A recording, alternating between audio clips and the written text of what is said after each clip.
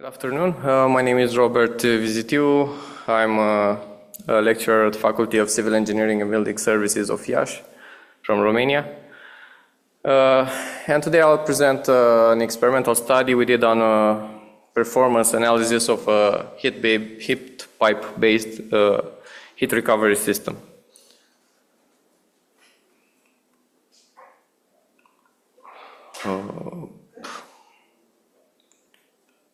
Okay. So there's no need to reiterate the importance of heat recovery in buildings and industrial processes.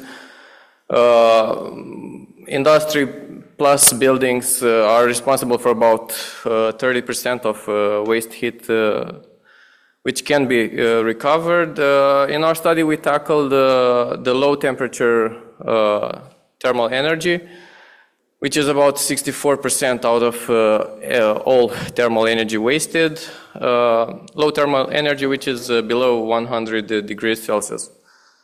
So our study had the purpose to design and investigate the performance of a heat recovery system, which can recover the thermal energy from wastewater and transfer it to a fresh airstream. So our equipment, our experimental equipment, consists of a 1 meter long cylinder. We have two main zones, the evaporator and the condenser. They are separated by this separation flange in order to prevent cross-contamination of the two fluids. So in the evaporator we have the wastewater, the primary fluid, let's say, and in the condenser we have the circulation of fresh airstream. The key element of our equipment is the heat pipe. We have 14 heat pipes inside the equipment, which the heat pipe is basically a sealed container. In our case, it's made out of copper. Inside we have a small amount of working fluid. For this case, it's water.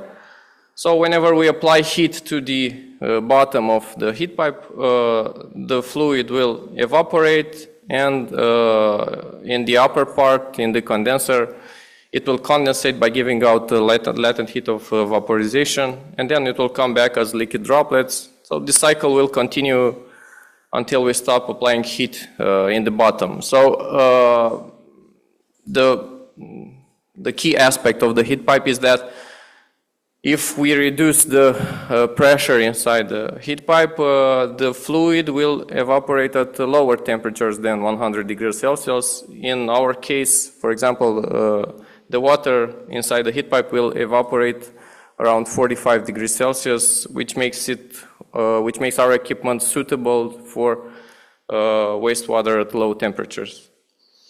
So this is our experimental stand, a photo from the laboratory. Here we have our equipment. The wastewater, the primary agent, water, is heated up by this electric heater. The circulation of air through the condenser is ensured by this fan over here.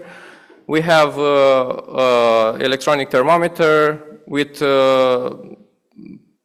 sensors at the inlet and outlet of the evaporator and at the inlet and outlet of the condenser to measure the temperature of the both of the fluids. We did 18 experimental tests. The temperature of the water was set at 60 degrees Celsius, while we had a volume flow rate of 23 liters per minute, which means velocity inlet of 2.25 meters per second. For the air, we varied the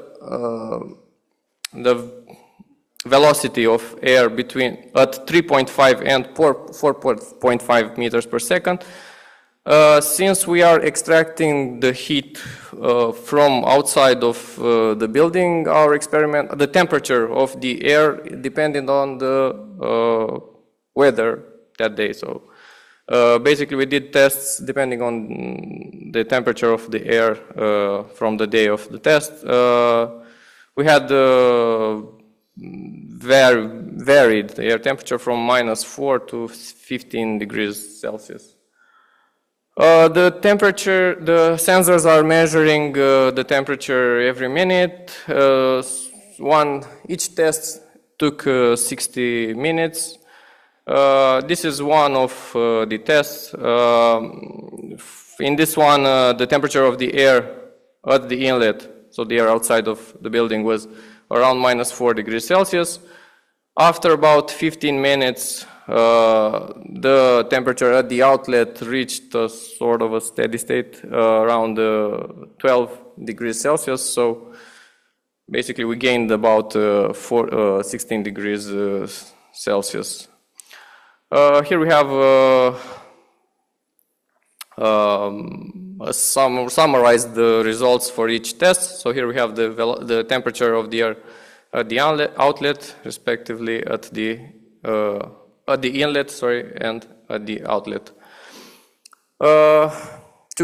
For a better visualization, we have made a temperature difference. For example, for test 1 at 3.5 meters per second, we had the temperature difference between inlet and outlet at about 16.8 degrees Celsius, and so on. We can observe that the lower the temperature of the outside air, the better the efficiency of the equipment.